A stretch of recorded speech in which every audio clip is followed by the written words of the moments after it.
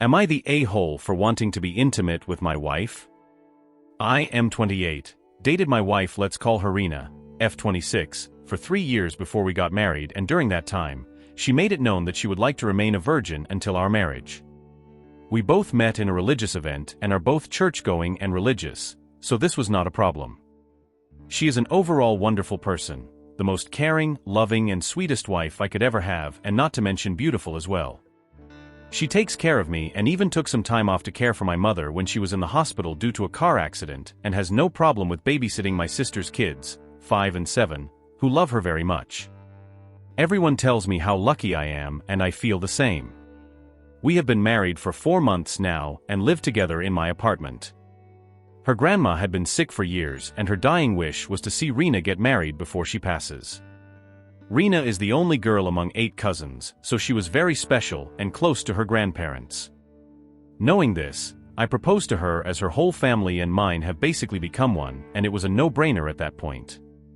We got married in the courthouse within a week after knowing about the prognosis.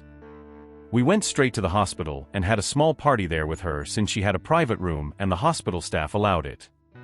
Sadly, she passed about 17 days later.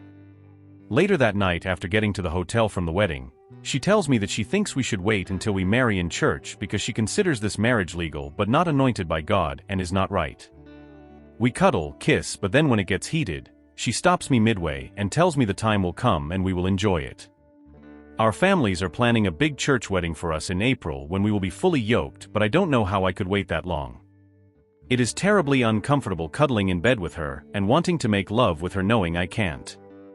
She moved in with me in my 1-bedroom apartment a month after our marriage, so it's been 3 months now of cohabiting temporarily before we move to a bigger place.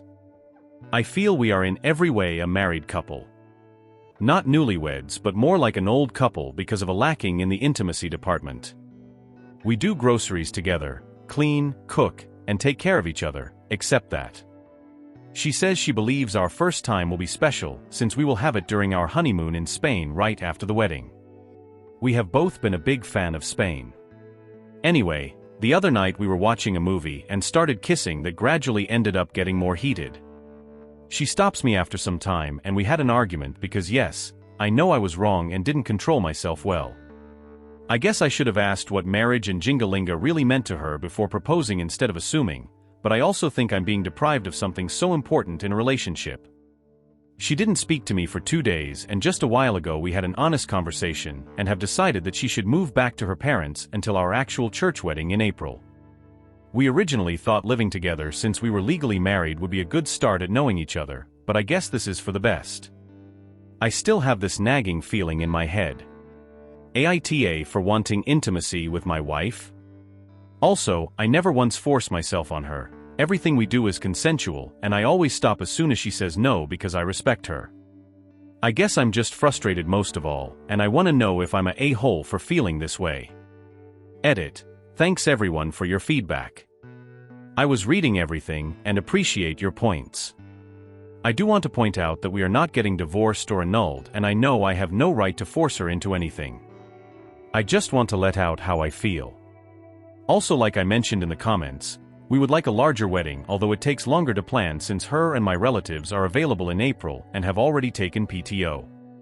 I will wait for her of course, and I value her virtues and how strong she is with her principles.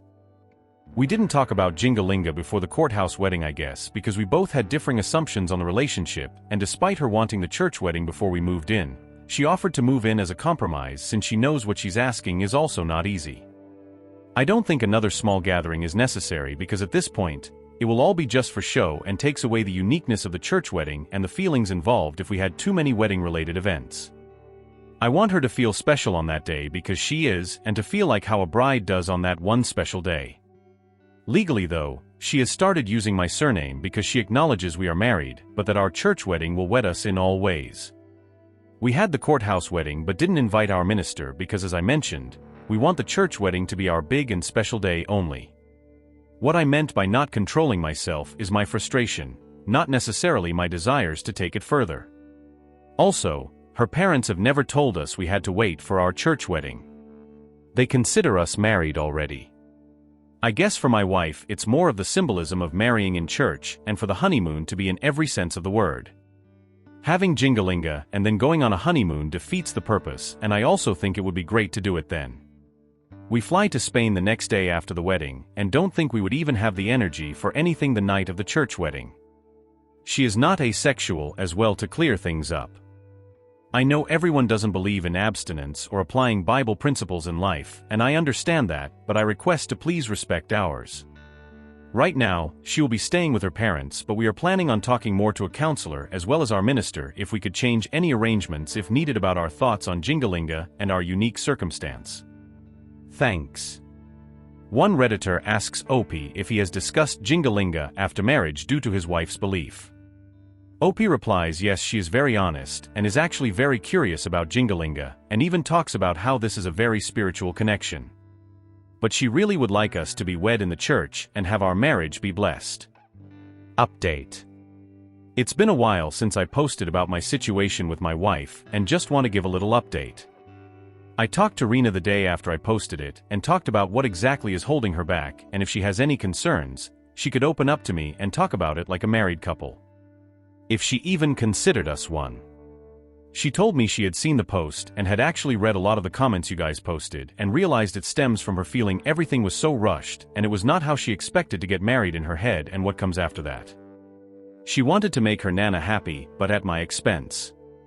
It dawned on her after our small party in the hospital how she didn't feel ready for it because she didn't feel married, thus letting me know later on that she wanted to wait. She has apologized about how she handled things and thanked me for being patient. I have done the same and we have been talking every day, although she still lives with her parents. We changed our plans altogether and have decided to do an elopement and be married in Rome. We contacted a relative we have living there who set everything up from the venue, photographer, and the minister. We decided on a little ceremony by the lake with just us, the minister, our relative, and the photographer.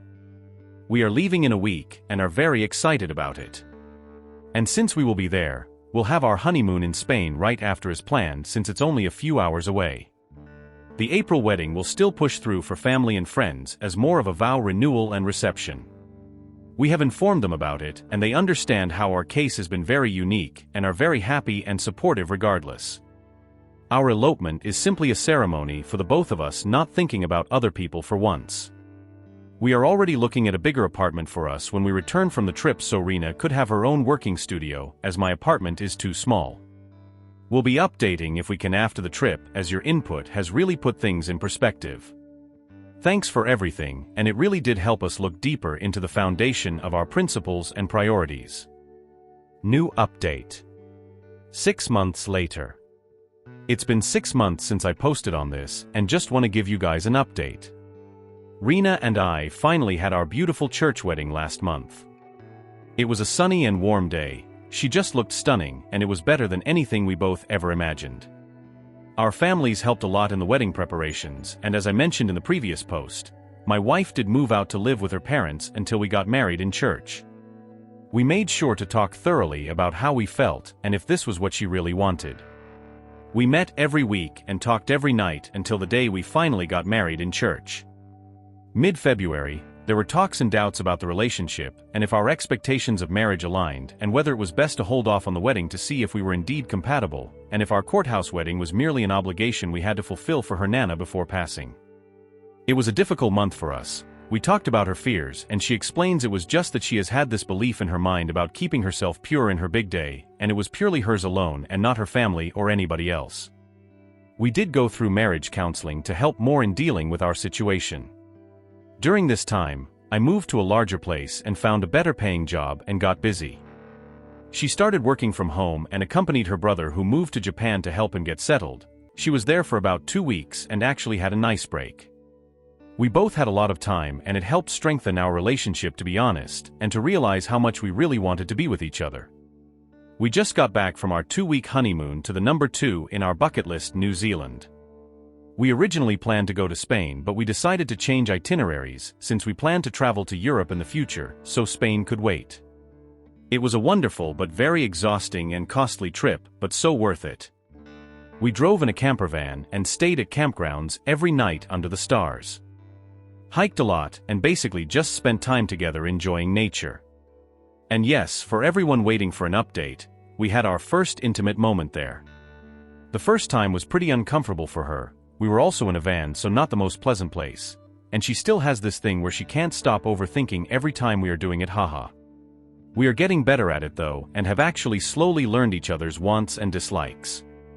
She actually initiates it from time to time, and it made me happy but also relieved that she has urges to do it and letting me know. Her family moved her stuff to my new place while we were on vacation, so it was a relief not to have to move stuff again after a long exhausting trip and just be able to rest after coming home. Jet lag is still really bad, but just thought of writing this now while my wife is sleeping next to me.